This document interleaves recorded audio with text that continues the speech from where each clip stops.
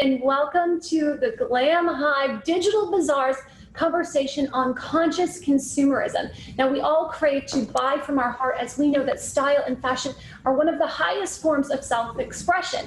And the two incredible women joining me today are just representatives of that. We have got with us Abigail Collins. Hi, Abigail. Hi. Thank you so much for joining us. And of course, we've got Chloe Gosselin in the house. So I'd love for you two to take a moment to introduce yourselves, your background, and the brands that you represent. Abigail, let's start with you. Hi, I'm a fashion stylist. I work with celebrities, and I'm also one half of a sustainable fashion platform called the Nothing New Project. Very exciting. We will definitely get to that later in this talk. And Chloe, let's hear a little bit about you and your incredible luxury brand. Sure. Hi, I'm Chloe Gosselin. I'm the creative director of Chloe Gosselin, a luxury shoe line made in Italy with a lot of details and made by a woman for a woman. I love it. And I think we've even got some shoes that we're going to show later in the chat. Sure. I'm really excited about the spring summer 2020. Okay, so let's dive right in. And I'm very curious for each of you, how does creating a shopping strategy for buying with your heart really take place for you personally, especially taking into mind globalism, emerging designers, and supporting different entrepreneurs and sustainability? Abigail, how have you done that? Created your strategy to really shop from your heart? I mean, it's really been an ongoing process, I'd say. I had a little bit of an awakening in November 2018 about that, and about how I was consuming as a stylist for my clients, and how, you know, I can't control what they wear. I can't really say to someone, you are not allowed to wear this brand if they want to wear it. But it was, how could I play a part in helping this industry that is one of the biggest problems in the world of fast fashion? What can I do to help? So I had to really look at not just how I shopped, but also how I styled and what I did with the wasted items that were left behind after doing huge award shows, where you would have, for example, 100 dancers on stage at an award show, and what are you doing with these items? And it was very, you know, a lot of the times things were left in bin liners, dancers would take them, and I thought, okay, well, a way that I could help that way was to give the items to charity.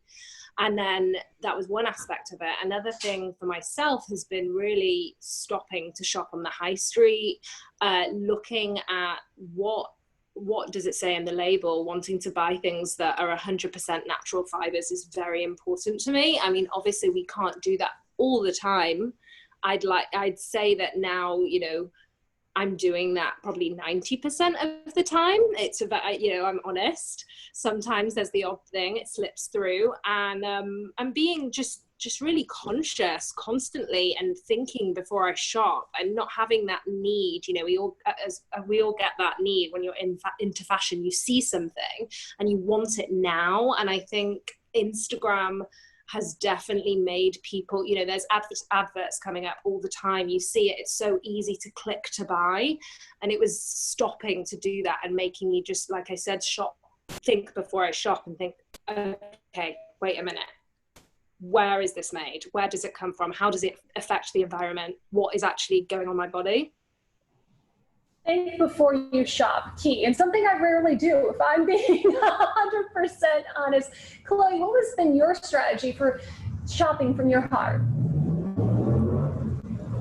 Well, you know, for my brand, since day one, that was the priority. You know, I wanted to have a made in Italy brand. So by essence, I mean working with artisans and people that have been producing shoes for generations in small quantities. So all we do evolves around this, you know, how luxury and our items are investment pieces that you're not going to throw away after a season. You can keep them for a lifetime.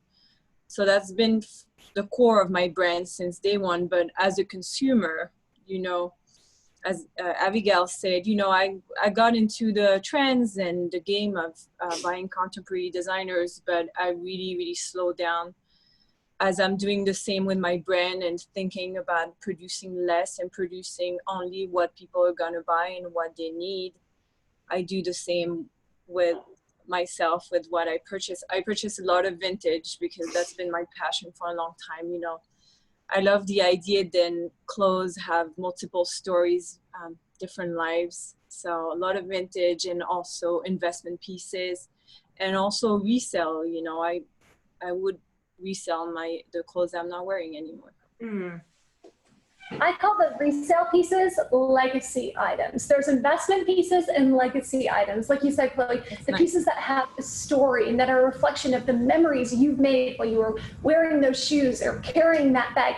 But for consumers and for stylists, do you have any advice on how to find a piece that's truly timeless and not just on trend? For either of you. I mean, that obviously depends on what you're looking for. I think certain things are definitely timeless. You know, if you're investing in a leather jacket, for example, that is going to be worth spending the extra money. If you buy a good leather jacket, it should last you a lifetime, and that's the same with a denim jacket. But obviously, there's certain things like a white T-shirt where it could last, you know, 3 years tops by the time you've washed it, no matter what the fabric is, whether it's 100% cotton or whether it's a cotton mix. But if you do spend the extra on that white T-shirt and get the 100% cotton, then it will last longer. It will last longer in the wash, and you'll get less pulls on the item, so it is worth it. So many brands are discovered on Instagram, as we've mentioned earlier. But Chloe, do you have any advice to stylists or other designers and consumers on how to find emerging brands outside of social media and really discover their story? It's a difficult question because even me, after 6 years of having my brand and being a finalist in the Vogue Fashion Fund, doing CFDA, is still, you know, I know that in the business, people know me and I have my consumer base, but still on a large scale, I'm still fairly unknown because it's just so hard for small designers to get your name out there. And definitely, I mean, Instagram has been a great tool to tell your story, but still the reach is hard. The game is hard because the bigger players have more money to put in ads and more money to reach.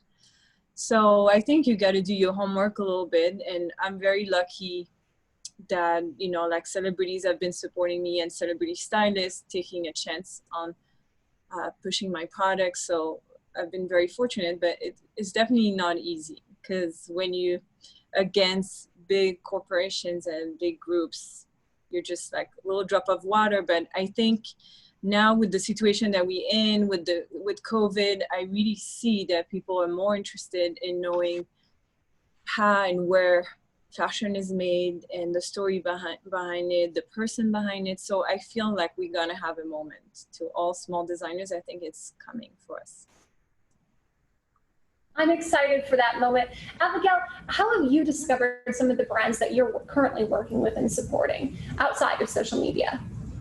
Definitely through shopping, through going into shops that I love, independent stores, or I mean, even big department stores, because I will look at the buy. There's certain shops where I love that shop because of how the buyer buys, and I will see each season what other brands are they picking up. You can see how they complement each other. Usually a store, a small boutique will, you know, they're shopping for their customer base, and there's certain stores that work for each of my clients, so I know that the brands in that store are going to work for me. So that's always been a really good way of finding brands outside of Instagram, and also magazines. You still feel, Abigail, that magazines are really, you buy magazines, or is it more online? I actually don't anymore buy magazines, but before Instagram, that was definitely my resource. I must say, when I'm traveling though, if I have a long plane journey, then I can't wait to sit down. Or if I'm traveling without my child, I can't wait to get 3 fashion magazines and sit down and divulge them.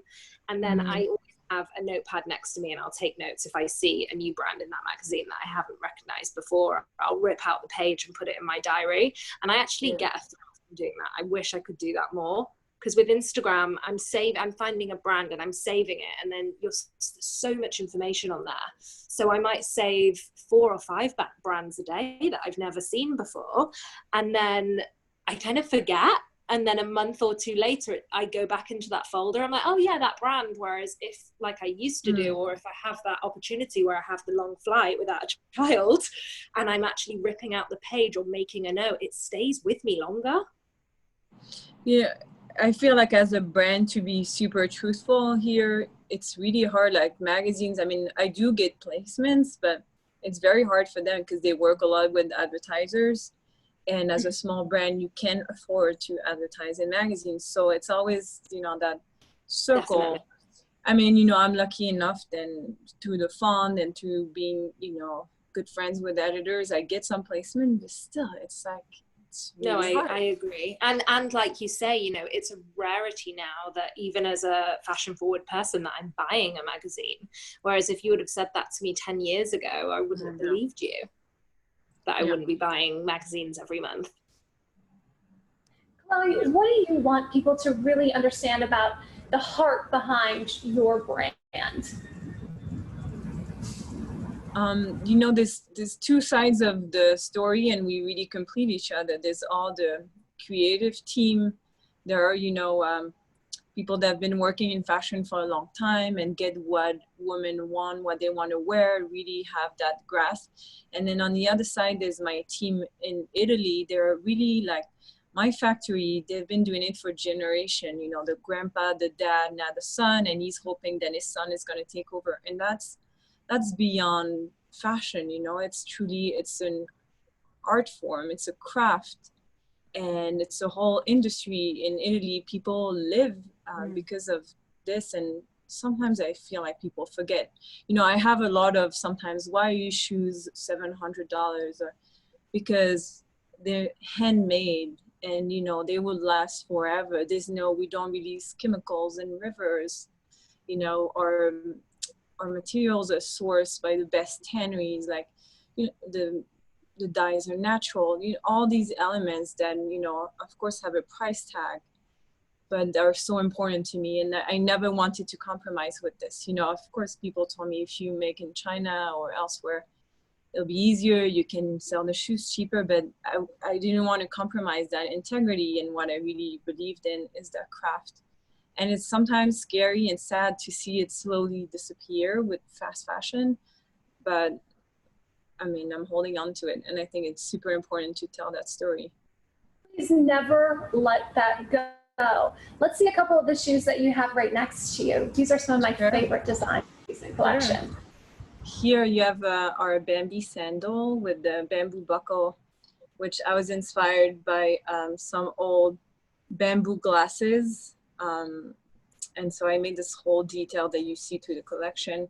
And I work a lot with fabrics, you know, not always using leather now, but really when you use satin, it gives you those rich colors. Bambi here, this one is a fun one that we did this season, the busy kind of our rainbow shoe. Super delicate, but fun at the same time with the mesh detail. So fun. Abigail, do you have any styling tips for what you would pair with shoes? Oh, and the green are amazing. I would love, I mean, for the green, I can imagine they look amazing with denim. Yeah. And you see this one's, the pump here with the ruching detail that's been really one of my signatures. So even on a classic pumps like this, just add a detail that makes them super special. And on that mod booty I've seen on J-Lo. Yes. Love that ruching detail around the ankle. Very cool. Thank you. Very nostalgic. Abigail, what is it that you really want to make sure translates to audiences, especially about your new sustainability project with Damien? What's very, very been important to me with the Nothing New project is getting the sustainable message out there, but having it in sound bites so that, for example, the younger generation and also I want it to reach my niece who's 15, who's shopping on the high street constantly, but I also want it to reach my 40-year-old sister. And I was finding that any information that I found on sustainability, it was coming in just text format, and it was all very long to read. So what was very important when we did it was we had all this information that we had already been collating for a book that we were working on over the past 2 years, and it was how can we break that down to an audience so that they can see it in these sound bites and get that message across, rather than having to read a 14-page document on microfibers, because my niece isn't going to get that, and neither are her kids.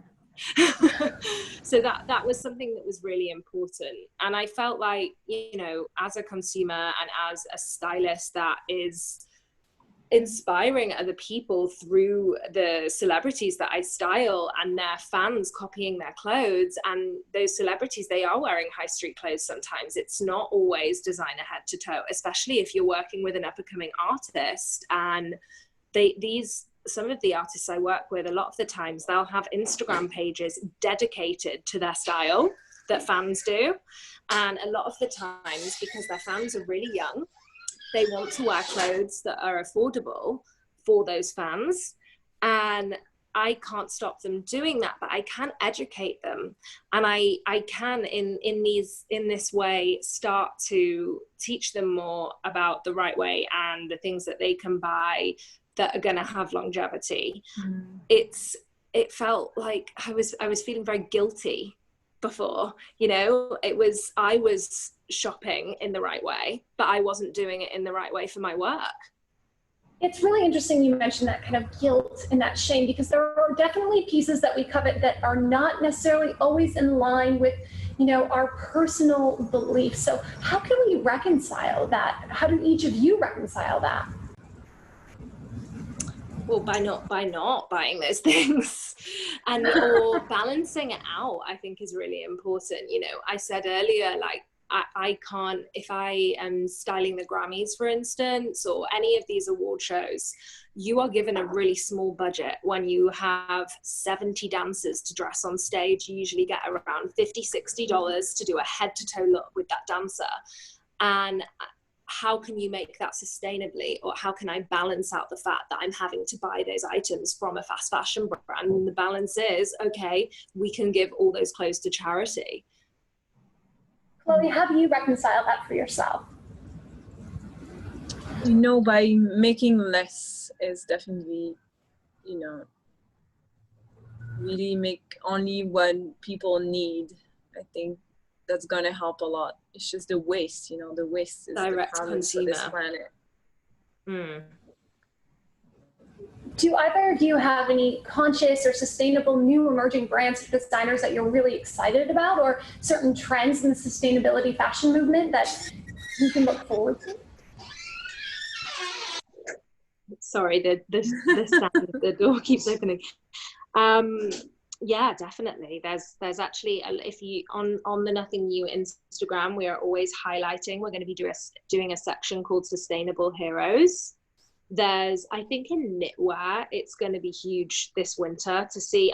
I mean, there's certain brands that I actually just posted about. I need to get the names. Sorry. Pull them up. Chloe, what about you? Are there any emerging brands or designers in the realm of sustainability and conscious fashion that you're excited about?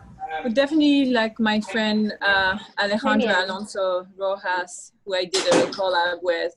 You know, all her clothes are made in New York, hand dyed. She dyes the silk with flowers, like, you know, just like, you know, that again, the hand, really know exactly how your garment is made.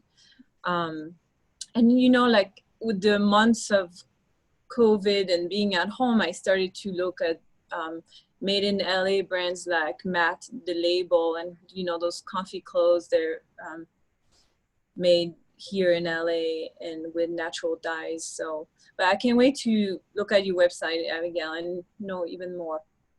Oh, great. I'm just getting some up now. There's an amazing knitwear designer called Hope Macaulay. I couldn't remember her last name before. And she is hand knitting everything in merino wool. And the colors that she is using are so amazing. And I think, especially with knitwear, there's a lot of greenwashing that's done in the fashion industry. There's a brand, I'm not going to mention the name, that I really loved. That was my favorite sustainable brand until about 2 weeks ago, when I realized there was actually a lot of greenwashing going on with them, where you will look at the knitted items, and instead of it being 100% natural fabrics, it's going to be 80% Angora, 20% polymade. And that makes it not sustainable to me. For knitwear to be sustainable, I think it has to come from 100% natural fibers. Otherwise, you're mixing it with plastic, and those plastics, as we know, end up in our ocean. So that, I hope that is something that a lot of sustainable brands are going to look at and rejig the way they're doing things. And also, there's a lot of greenwashing that goes into fake leather, vegan leather. I was gonna bring that up, how sometimes as a brand that does leather, I can be targeted because people choose to be vegan and and what, I try to compensate by using a lot of fabrics, cotton and satins, but the truth is that leather is going to go back to dirt, like we are, I really think I support leather. I think it is sustainable. It's the best way to do it, especially with shoes when you're doing vegan sadly leather. We have to be totally transparent, like heels used to be made with stacked wood, and now inside the heel, this piece here is a piece of plastic in here. Right. So and I love, like, I love to be transparent, and but my leather sole is way better for nature than the plastic sole that you're going to find in all those vegan brands. But it's a complicated conversation, because of course there's all the animal issue too, and like people that know me know I love animals, and this is really important to me too, to address this and do it better in smaller quantities, better farming, know where your skin are from, how this is the key, is the knowledge of how you making things. I think it's like when we eat, we're conscious now. I feel like a lot more conscious than we were 10 years ago of what's being put into our body. We know the difference between organic fruit and veg and meat and where that's come from. We want to know where our foods come from. We have to look at clothing in the same way. We need to know where it's come from, where it's produced, and what it's made from. And that doesn't mean that you're going to get that 100% every time. Like you were saying, Chloe, like, you are it's a learning curve, and you've taken that step, in the leather that you're using, like you say, it's biodegradable. It's going to end up back in the earth, which is much better than using vegan leather, which isn't. And the toxins that are produced from vegan leather are very damaging to the environment. And then the fake fur is a whole other thing.